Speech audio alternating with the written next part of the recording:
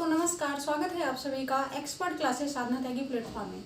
दोस्तों अगर आप किसी भी शिक्षक भर्ती की तैयारी कर रहे हैं, वो चाहे आपका टेट हो, सीटेट हो, सुपर टेट हो या फिर KVS PRT हो, तो ये वीडियो आपके लिए बहुत ज़्यादा खास हो जाती है। इस वीडियो से आपको बहुत ज़्यादा हेल्प मिलेगा, तो वीडियो को देखना ना भूलें।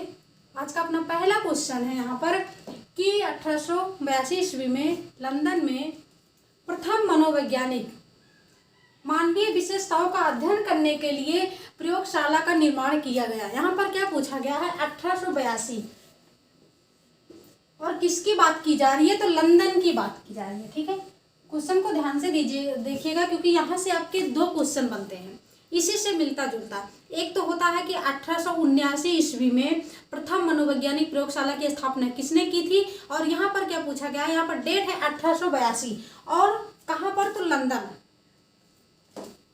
1882 ईस्वी में किस मनोवैज्ञानिक द्वारा लंदन में मानवीय विशेषताओं का अध्ययन करने के लिए प्रयोगशाला का निर्माण किया गया। तो आपका क्या हो जाएगा, कैटिल हो जाएंगे, अल्फ्रेड बिने हो जाएंगे या फिर गाल्टन हो जाएंगे, चौथा विकल्प है वुडवर्थ हो जाएंगे। तो आप यहाँ पर क्या लगाओगे, अगर यहाँ पर 1882 की जगह 1879 हो जाता है और यहाँ लंदन के बजाय क्या हो जाएगा, जर्मनी के लिप्सिंग शहर हो जाएगा, तब आपका तुरंत क्या हो जाएगा, विलियम बुंट हो जाएगा। ठीक है, फिर हाल यहाँ पर ऑप्शन में नहीं है तो यहाँ पर हो जाएगा आपका दूसरा विकल्प राइट कि अल्फ्रेड बिने हो जाएगा। जब भी 1882 पूछा जाए और लंदन की बात की जाए कि 1882 में प्रयोगशाला की स्थापना की गई थी, कहाँ की गई थी, लंदन में, तब आप तुरंत लगाइएगा अल्फ्रेड बिने को। ठीक, तो यहाँ पर दूसरा विकल्प आपका लॉक हो जाता है। अब क्वेश्चन नंबर दूसरा है कि मनोविज्ञान प्रारंभ में किसका विज्ञान था। मनोविज्ञान प्रारंभ में किस विषय का अंग था। कभी कभी पूछा जाता है कि मनोविज्ञान प्रारंभ में किसका विज्ञान था, तब वहां पर आप लगाओगे दर्शन शास्त्र का। किसका लगाओगे, दर्शन शास्त्र का। यहाँ पर आपका पहला विकल्प क्या हो जाएगा, लॉक हो जाएगा। ठीक है, क्वेश्चन नंबर 3 है कि शारीरिक तथा मानसिक परिपक्वता प्राप्त व्यक्तियों को क्या कहा जाता है। यानी कि जो शारीरिक और मानसिक रूप से परिपक्व हो गए हैं उन लोगों को क्या कहा जाता है, तो वृद्ध कहा जाता है, किशोर कहा जाता है या फिर प्रौढ़ या फिर बालक। ठीक, तो जब शारीरिक तथा मानसिक रूप से जहां पर परिपक्वता की बात की जाती है, यानी कि बालक क्या हो गया, शारीरिक और मानसिक रूप से परिपक्व हो गया है, तो उसको क्या कहा जाता है, उसको कहा जाता है किशोर। ठीक है, किशोर यानी कि किशोरावस्था। अगर यहाँ पर अवस्था की बात की जाती तो अवस्था हो जाता, लेकिन यहाँ पर पूछा गया है कि शारीरिक और मानसिक रूप से जो बालक परिपक्व हो जाते हैं उन बालक का नाम पूछा गया है, तो उनको किशोर कहा जाता है। आयु अगर पूछा जाता तो क्या हो जाता है, 12 से 18 वर्ष। ठीक, तो यहाँ दूसरा विकल्प लॉक हो जाएगा। अब क्वेश्चन नंबर 4 है, बहुत ही ज़्यादा इंपॉर्टेंट क्वेश्चन है। यहाँ से आपका टेट, सीटेट, सुपर टेट सभी शिक्षक भर्ती में एक क्वेश्चन तो आना ही आना है। ठीक, यानी कि चैप्टर ही बहुत ही ज़्यादा इम्पॉर्टेंट है कि एक अच्छी पाठ्य पुस्तक किससे बचाती है। यदि एक अच्छी पाठ्य पुस्तक आप पढ़ रहे हैं तो वो किससे बचाती है, लैंगिक समानता से, सामाजिक उत्तरदायित्व से या फिर लैंगिक पूर्वाग्रह से, लैंगिक संवेदनशीलता से।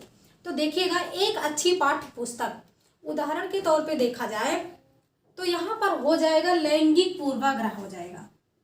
उदाहरण देखिएगा कि एक अच्छी पाठ्य पुस्तक, यदि आप उस पाठ्य पुस्तक में छात्र और छात्राओं के बजाय अगर वहाँ पर विद्यार्थी लिखा होगा तो समझ लीजिए वो सबसे ज़्यादा बेहतर शब्द लिखा जाएगा।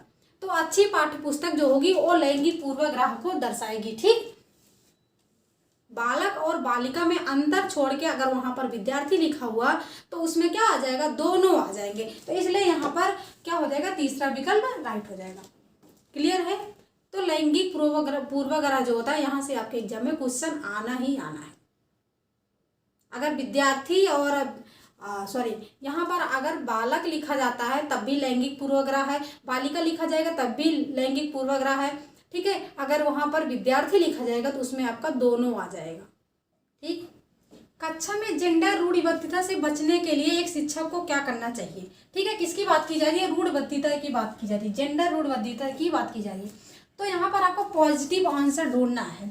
तो लड़कों को जोखिम उठाने के लिए और निर्भीक बनने के लिए कहना, तो देखो ये भी आपका निगेटिव आंसर है क्योंकि किसकी बात की जा रही है, लड़कों की बात की जा रही है। दूसरा है आप यहाँ पर कि लड़के लड़कियों को एक साथ अपारंपरिक भूमिका निभाना।